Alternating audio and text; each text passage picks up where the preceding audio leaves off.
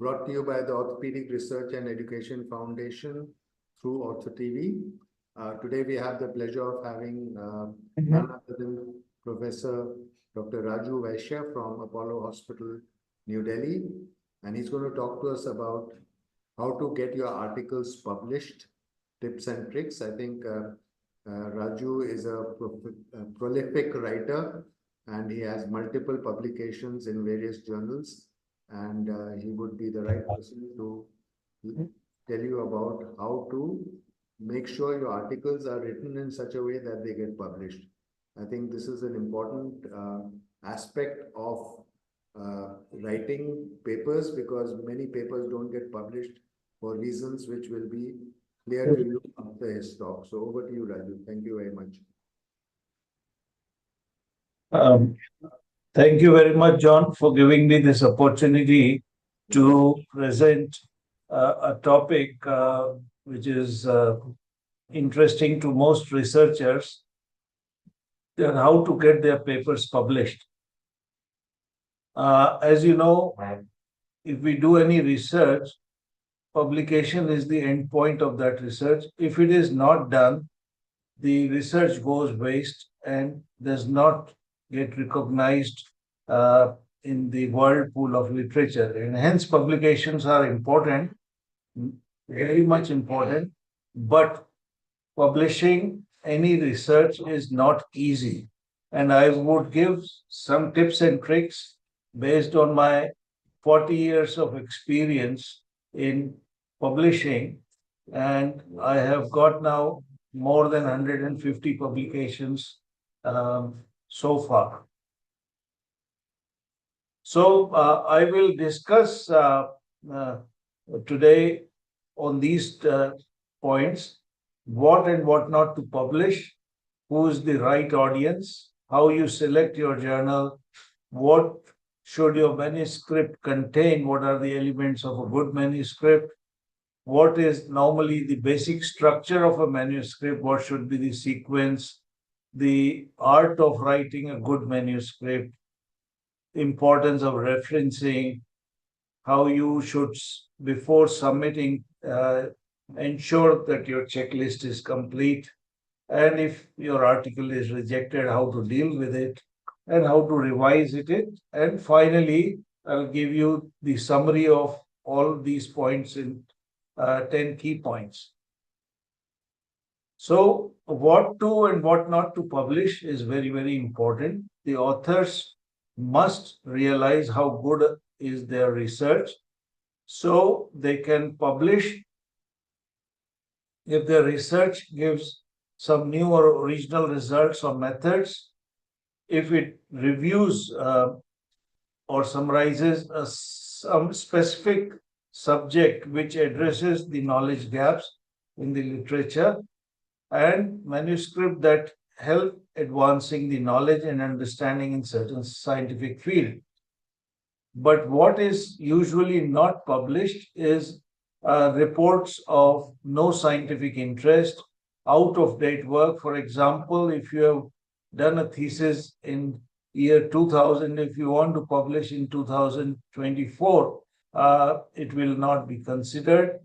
Duplication of previously published work. This is very, very common.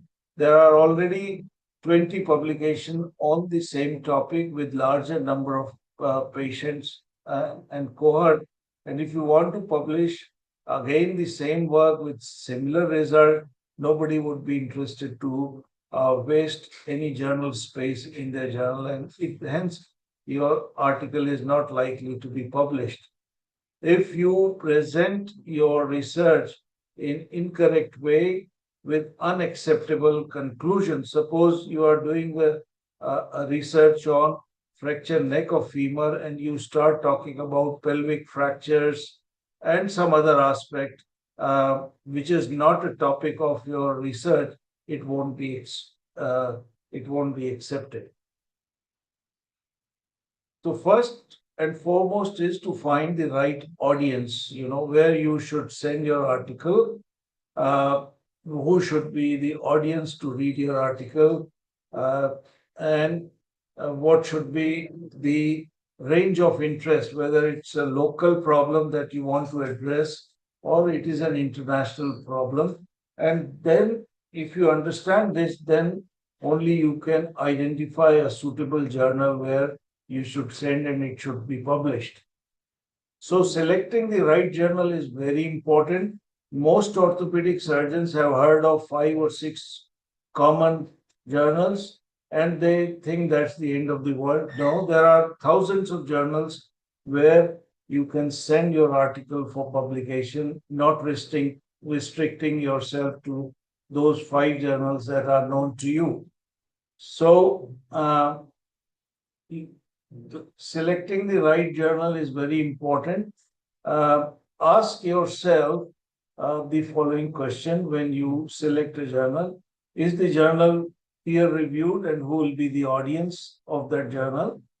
What is the average time for this journal to print and if there are any charges to be paid? Most journals on their website declare what is the average time they take to make first decision and if there are any charges to be paid. Here I would say there are basically 3 types of journals.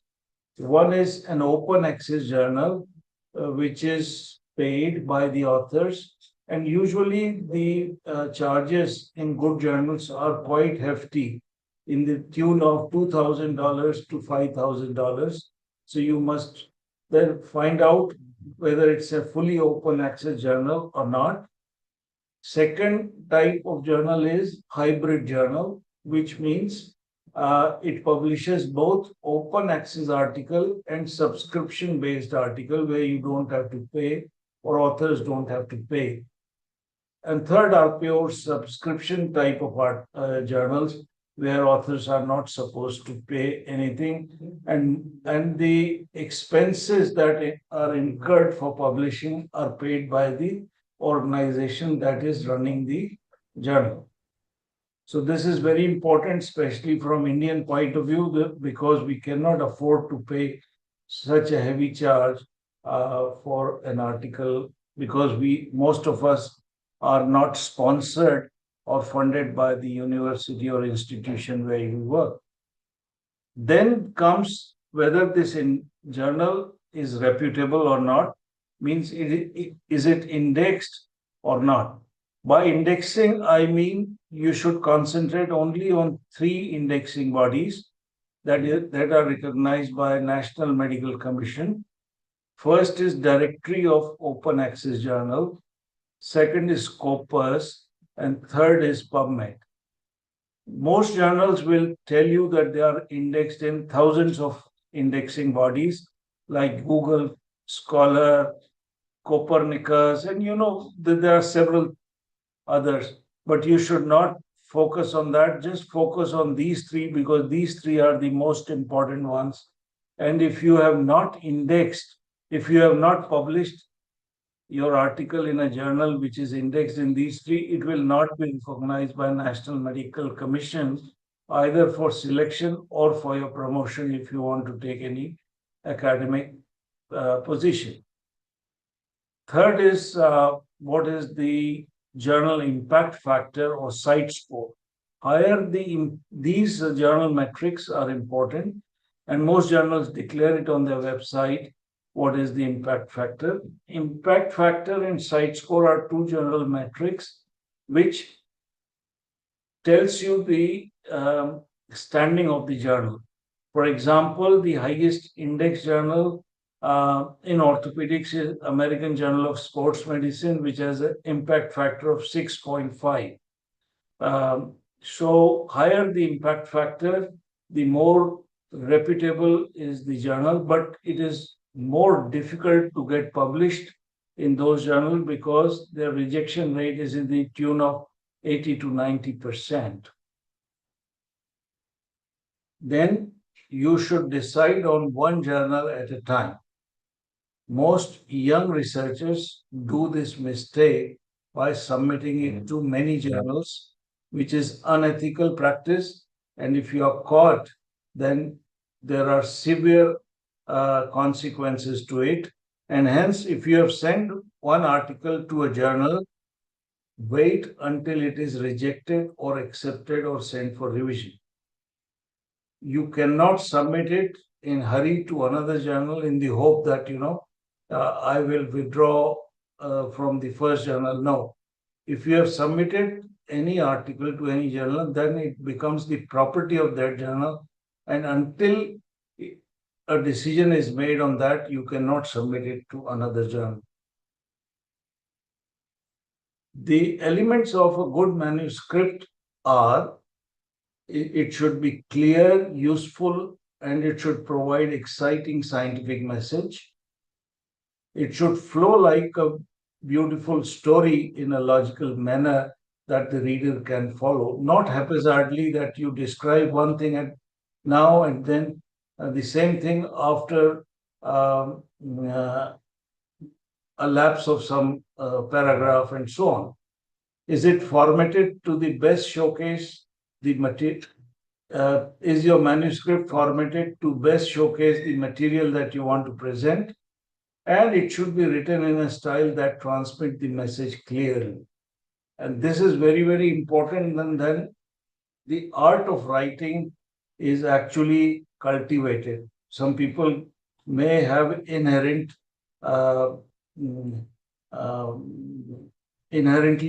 this particular art, but most people, if you keep writing again and again, you will improve, and that is important in publishing.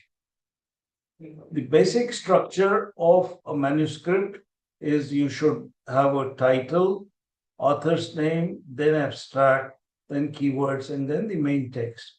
This is standard for all journals. The main text should be written in IMRAD format, that is first introduction, then methods, results, then discussion, and lastly conclusion.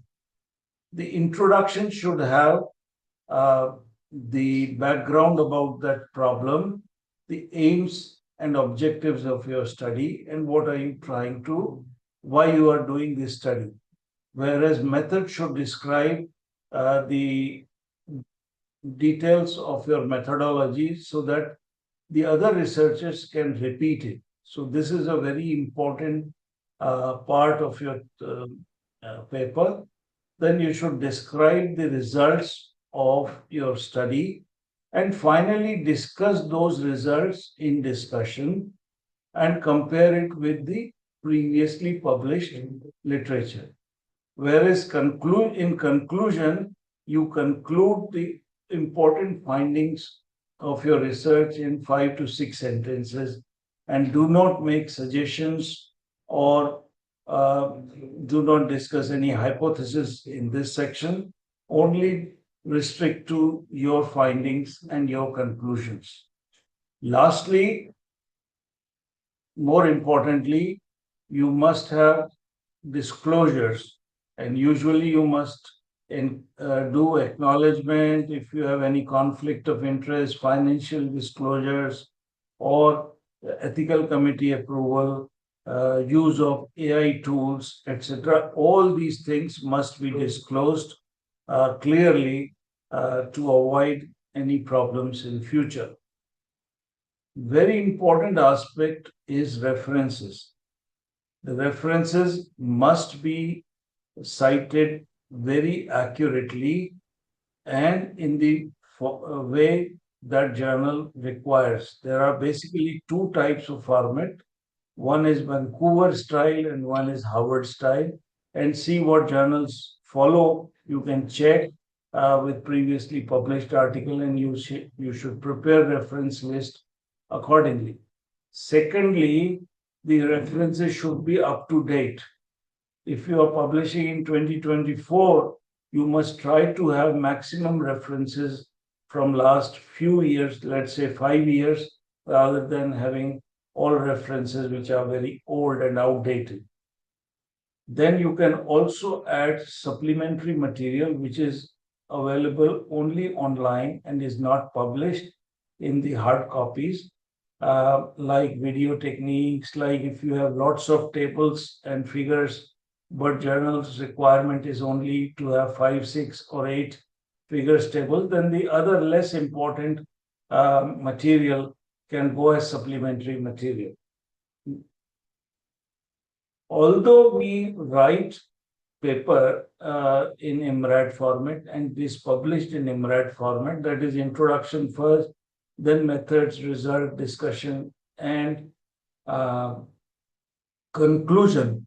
But when you start writing any research paper, the first thing you should concentrate is on methods. Describe methods very adequately.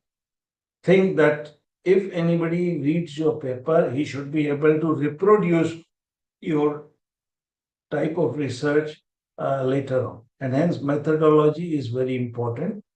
Then results of your study should be tabulated and described. Once you have these two things done, then in the results, you make some tables and figures to describe your results. Then you start writing introduction and discussion. And once you've completed everything, then lastly, you write abstract and title of the manuscript. So this is very important chronological order which one must follow. Writing is an art, as I said, and writing a good manuscript is not so easy. So be prepared to work hard on it. Cherish your work. And if you don't take care, why should any journal be bothered about your research? So you should be very, very punctual, critical, and accurate before you submit your article. It should not be submitted in hurry. Normally, what I do, I prepare and at least I revise 10 times. And every time I read it after a day or 2 or 10 days, I find that there are lots of opportunity to improve on that. And meantime, you also get some new ideas, you discuss with your colleagues and so on, and put those ideas into your research. So there should be no hurry, but you must read, and then improve on your manuscript. So simple rules for research and publication is dedication and hard work. Because editors and reviewers are all busy people like yourself. And if you make things complicated for them, if they don't understand it easily, it is very simple for them to reject it. And hence, your article may never be accepted. So be very critical about your writing, your preparation before submission, and hope for the best. So presentation is critical and you must focus on it. As I said, as an editor, I'm on the editorial board of more than a dozen of journals, including 8 or 9 orthopedic journals. I find references are the most least cared part of the manuscript, where authors write something, references are inaccurate. Believe me, editors get quite irritated if the referencing is not done properly, and hence cite all the references accurately, and it is easy to do. You can go to PubMed, insert DOI or the title, and you get references, and you can choose which style of reference that journal wants, and you can easily copy and paste. So it's a very simple, but it should be done. Secondly, some authors have this habit of inflating the manuscript with too many references.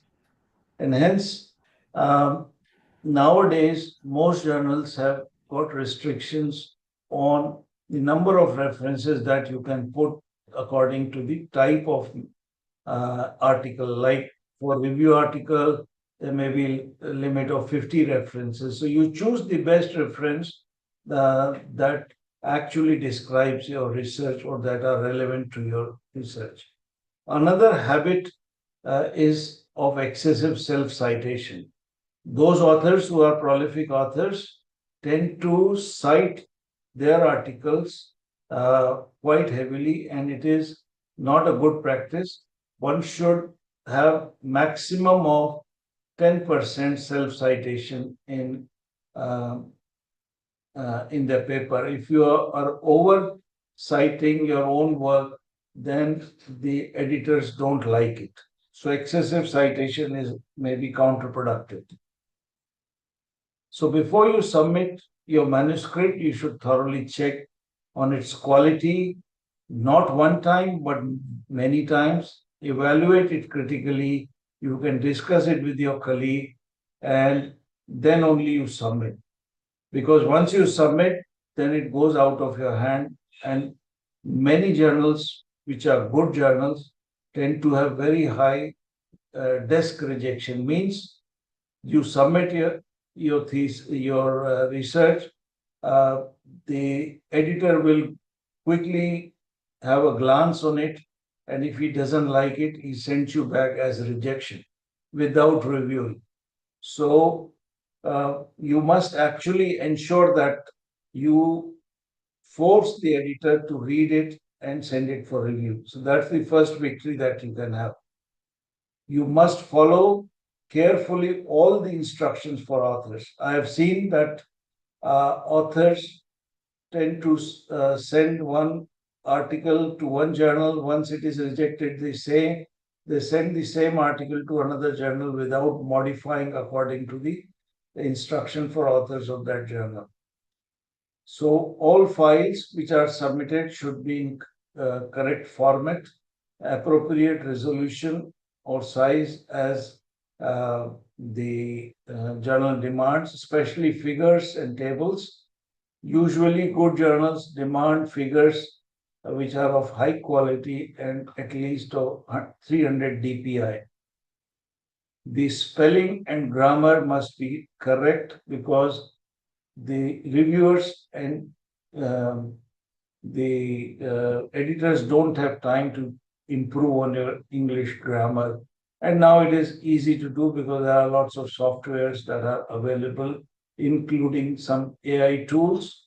But if you are using those, it is a good practice to disclose that you've used those particular softwares to improve your English. Then you should provide all the contact information of the authors, and the authorship should be in appropriate manner.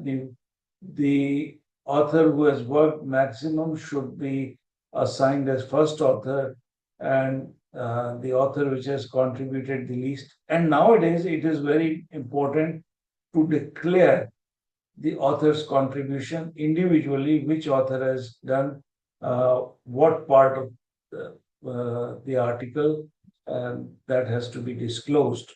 It is known as credit statement. The most important thing for you to connect with the editor is to write a persuasive cover letter. You have to write a detailed cover letter to the editor because that's the only thing that he reads. That what is the research that you are presenting, why it is unique and why it should be considered for publication. It is no point just writing 2-line cover letter that I am submitting this article for publication on your journal. That will not help. Most journals, as I said, have either a desk rejection or rejection after review. The desk rejection is quick. So if you get a quick answer on your submission, it's usually a bad news. And usually desk rejection happen because your research may be out of scope of that journal. It doesn't fit into their style and journal objectives. It lacks novelty, or it has a high plagiarism, that is a similarity, and many parts of the articles are missing, like figures, references, and so on. So most high impact journals have high rejection rate, even to the extent of 70 to 80%, especially in orthopedics. So reason for early rejection, as I said, failure to meet submission requirements, incomplete coverage of literature, and unacceptably poor English. So what I suggest that you read the guide for authors again and again and follow all the instructions for author of that journal. Avoid too many self-citation, and you must ensure that your manuscript is written in a good format so that it is easily understood and describes your research rather than going hayward. So to sum up, the 10 tips for getting your research published, in my opinion, target an appropriate journal and write a strong cover letter to the editor. You write your research paper, but edit it several times after a couple of days. Don't be in a hurry to submit once you have written. References should be strategically used and correctly used. Before you submit, don't be afraid of discussing it with your friends to check if your work is good enough for sending it for publication. And be positive for any criticism and try to utilize their advice in your manuscript. Some people try to do research and try to put or cram the whole research in usually 2,500 to 3,000 words. That's a normal word limit. This especially happens in paper coming from research thesis. So if you have done a thesis and there is a lot of information, you try to put everything in one paper. So you must have focus area. Suppose if you have done thesis on a particular topic that may have 4 or 5 subfields, then you can actually make 2-3 papers out of it so that each aspect of that particular subfield is described appropriately. It is important that you highlight why your work is important, and your work can only be important if you're describing anything novel or if it fills in the research gap that is present in the existing literature, but not repetition of the old findings or published literature.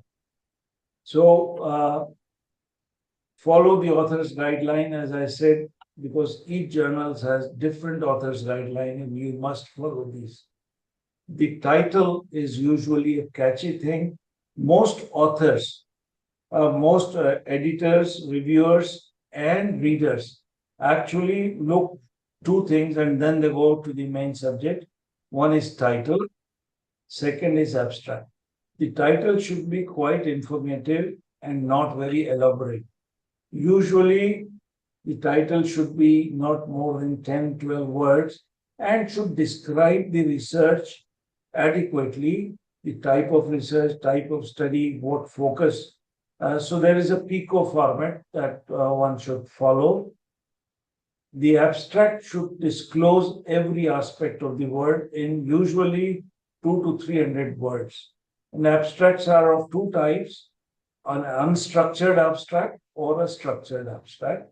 And usually the review articles are considered, or the abstract which they usually consider is an unstructured abstract, whereas research articles are require, a structured abstract. That means you should have a section of introduction, methods, result, and conclusion.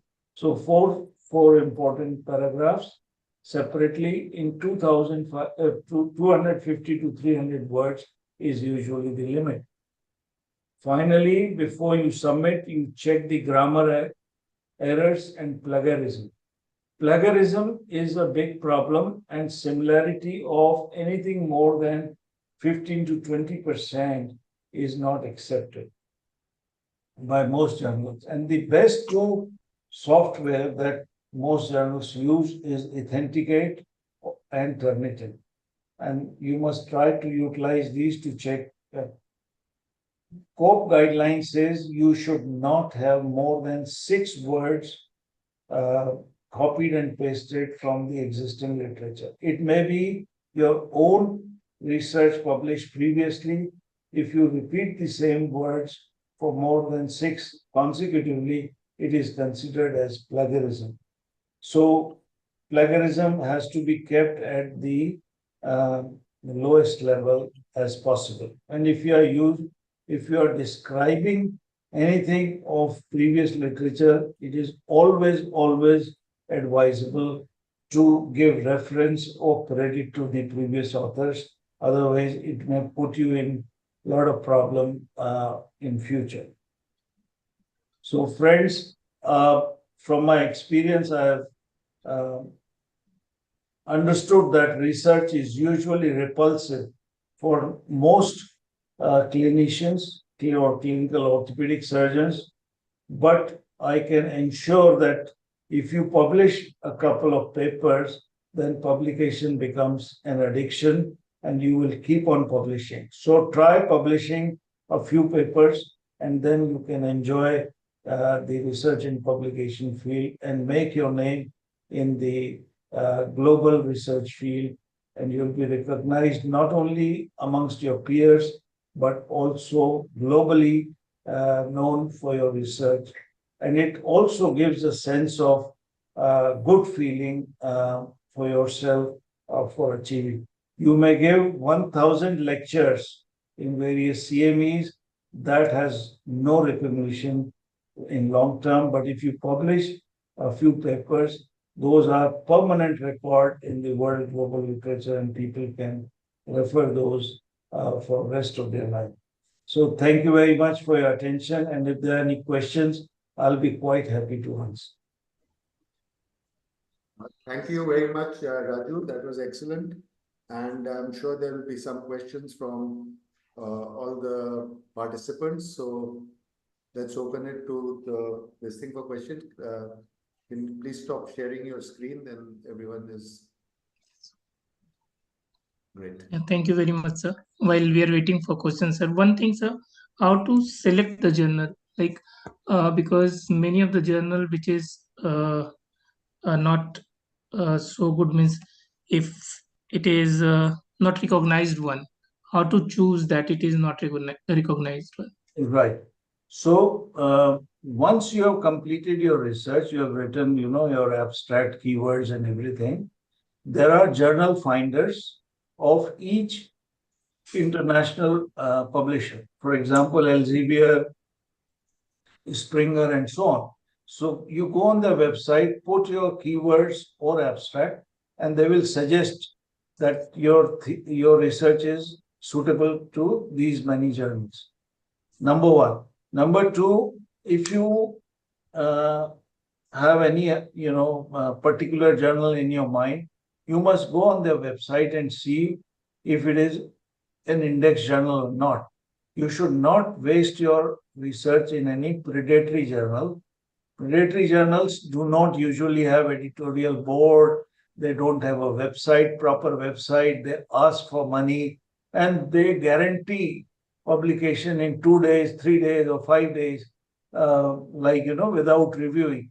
And these are just waste of your research, because if you publish in these journals, not only you don't get any credit in future for your research, but you can not publish that research again in any other journal.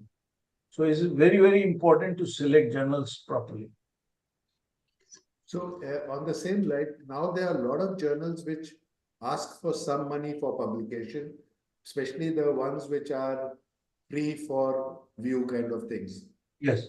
So how do you recognize which one it's okay, or do we not pay for any publication at all? Most journals actually declare that if they are open access journal. Open access journals. Open access journals, publishers require money to run their business and publishing. So they can get money either from the authors or from the users, who are downloading. So if they in open access journal, they ask money from the authors to publish, which either they pay themselves or their university or institution pay, which is not feasible in our part of the world. So we look out for journals which are subscription based, means you do not have to pay for public. But in those journals, the citations and visibility is less. So what? They come on PubMed after a little while, and so what? But you save a lot of money, and hence try to find out if the journal is open access or hybrid or subscription type, and it is mentioned on the website. Yeah, I know. Okay, great. Any other questions? There was one question in the chat. Yes, sir. So Rajan asked about thesis and journal. Are they different except to whom we are sending? The Very contents different. of the thesis and journals can be same or not. You see, thesis is written in a different format, whereas research journals are, as I said, written in IMRAD format.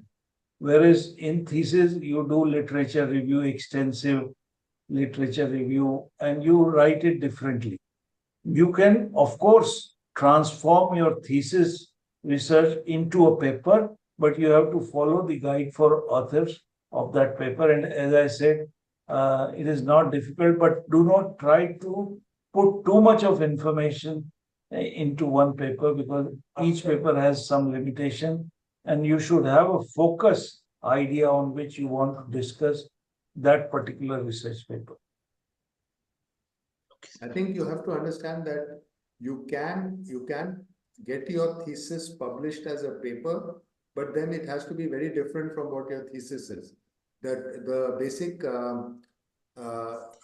idea may be the same. So like we've had one or two of our students who've got their research published. I think one of them was Andali, who did this thesis on the aspect ratio of total of Indian population of knees.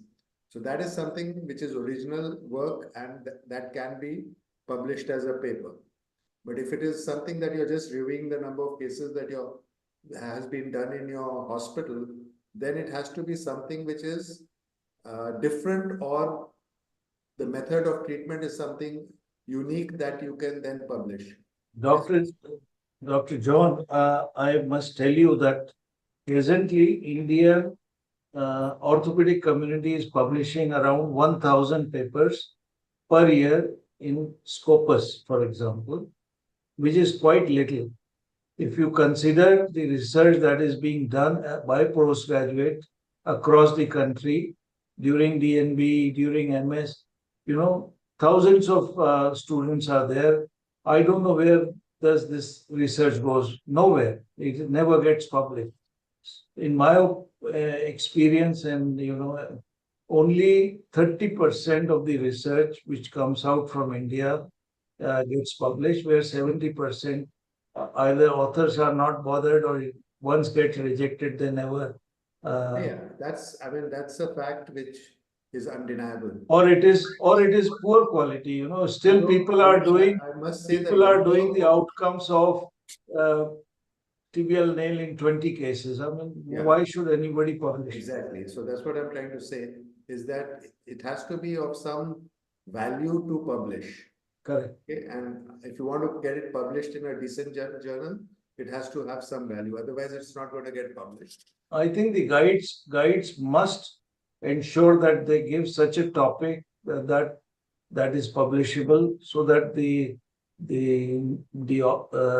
PG students don't waste their time and efforts doing that research. Yeah, but they have to make that effort. Huh? So a lot of the theses, unfortunately, are copy and paste from other places, and that is why it's not possible to publish them. Okay, so you must make sure that your work is original, and then you can publish it, and you have to have the patience and the will and make the effort to get it published. It's not something that you just write and gets published. No. It has to have a certain message, and only then it will get published. So one question about that one, sir. So if we write a paper we have put all the references, and after that we used to edit that one if second time, and it is quite difficult for us to revise all the references again. So how to overcome these difficulties? There are reference managers that are available where you can put those references, they are automatically converted into the format that you want. But if you don't have the access to that, like EndNote, etc., or Mendeley, you can actually copy those references in PubMed, select the type of format that you want, and publish it. It takes half an hour to do that. Okay, sir. Okay, Okay, great. sir. Thank you very much, Raju. And I think we should halt for the day there. Yeah, thank It you. was really very useful and something that all of us have gained a lot from. And we look forward to further such talks from you, which will be useful for everybody. Thank you very much, Raju. Thanks a lot for the opportunity. You're welcome. It was great, sir. Thank you very much.